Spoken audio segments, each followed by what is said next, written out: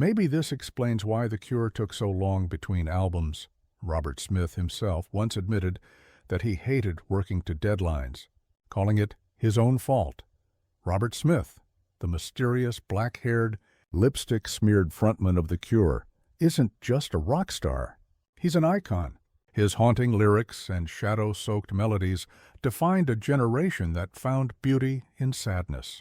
But behind that melancholy charm lies a side of Smith that most fans never hear about, because while millions worship him as a poet of pain, many who worked with him say he was nearly impossible to deal with.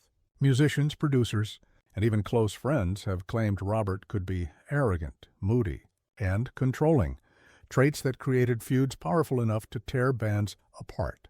Today, we're counting down 7 musicians who reportedly couldn't stand working with Robert Smith. These weren't minor creative differences. These were explosive clashes over control, money, and egos that changed the course of The Cure's history forever. Let's dive in. 7. Simon Gallup, Robert's longest-serving bandmate, and once his best friend. Simon Gallup, The Cure's legendary bassist, wasn't some rival from another group. He was family, but insiders say their friendship was as volatile as their music was beautiful. The first major blow-up happened in 1982 during a European tour. Reports claim Simon accused Robert of becoming a dictator, running the band like a one-man show. The argument turned so heated that Simon allegedly quit the band on the spot. Years later, Simon returned, and fans thought all was forgiven. But insiders reveal that tension simmered beneath the surface. Through the 90s and 2000s, the two barely spoke outside of rehearsals. What was once brotherhood became silent hostility. Then came 2019. Simon was suddenly fired after nearly 40 years. Rumor has it there was a backstage fight, with Simon telling Robert some hard truths about his behavior, and Robert responding by kicking him out immediately. Those close to Simon say he grew tired of being treated like an employee, not a partner. The man who helped shape The Cure's sound walked away bitter, believing Robert erased their friendship for control. 6. Morrissey, Morrissey from the Smiths, two kings of alternative sadness, who absolutely could not stand each other. Their feud started in the 1980s, when Morrissey mocked The Cure's music, calling it wallpaper for depressed teenagers. Robert shot back, calling Morrissey pretentious and fake. From there, it got ugly. At festivals, organizers had to keep them in separate dressing rooms. Crew members joked it was like managing two rival street gangs. Morrissey would allegedly make snide jokes about Robert's smeared lipstick and wild hair, calling it costume shop goth. Robert hit back, saying Morrissey was jealous of The Cure's global success.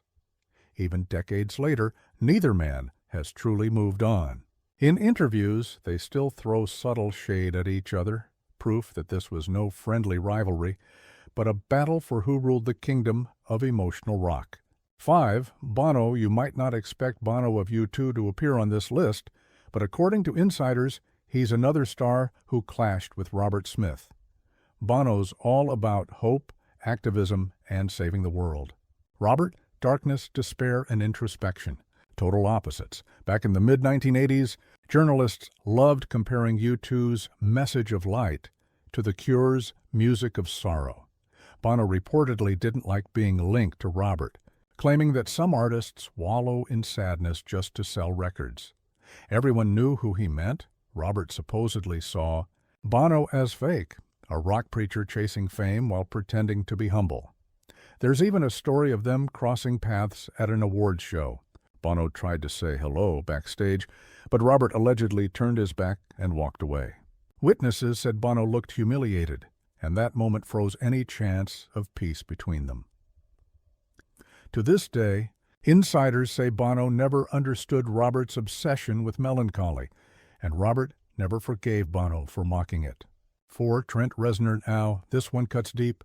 Trent Reznor from 9 Inch Nails and Robert Smith could have been the perfect dark music duo, but instead, they became rivals. When 9 Inch Nails exploded in the 90s, Trent was crowned the new king of industrial darkness. Robert didn't take it well. Sources claim he saw Trent as an imitator, a younger version of himself stealing his legacy. Robert reportedly dismissed Nine Inch Nails as noise without soul. Trent, in return, called The Cure's newer albums outdated and safe. It went further than words. A record label once tried to pair them for a collaboration, but the project collapsed almost instantly. According to those who were there, both men refused to compromise or take direction from the other. Within 2 meetings, the idea was dead. Their feud became symbolic, a generational battle over who truly ruled the world of dark alternative music. 3. Susie Sue. At number 3, we have Susie Sue, frontwoman of Susie and the Banshees, and one of Robert's biggest early influences. Here's the twist. Robert actually played guitar for Susie's band in the early 80s. He learned the Gothic style, the dramatic stage presence, all while touring with her. But when he left to focus on The Cure, Susie reportedly felt betrayed. Industry insiders claim she accused Robert of stealing her style, the makeup, the aesthetic, even the haunting sound. She allegedly told friends that he took everything she built and turned it into mainstream success without ever giving her credit.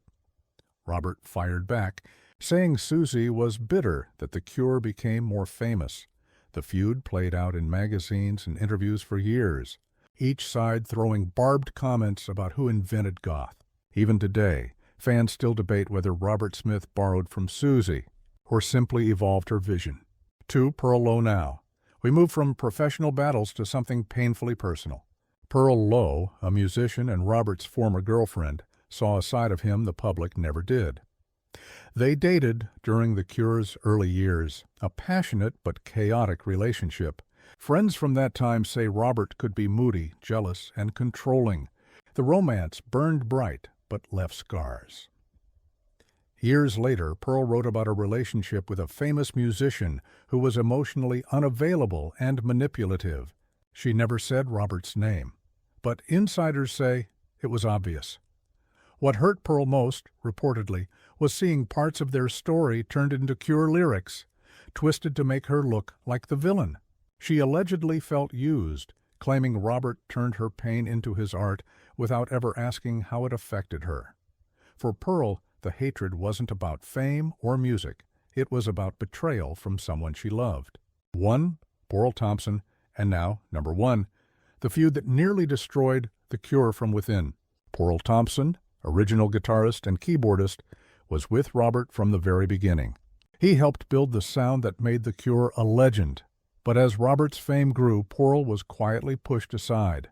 Insiders claim Robert wanted full creative control and saw Porl as competition. Then, in the late 80s, Porl was abruptly fired. No warning, no discussion, just gone. To make matters worse, Porl was reportedly written out of The Cure's history. Early photos were cropped and his songwriting credits minimized. It was as if he'd never existed. Years later, Porl rejoined the band, but the trust was gone. Friends say he only did it for financial reasons, not friendship.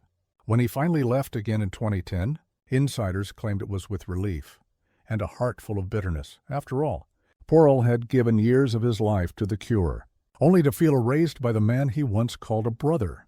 Please don't forget to subscribe and hit the bell icon.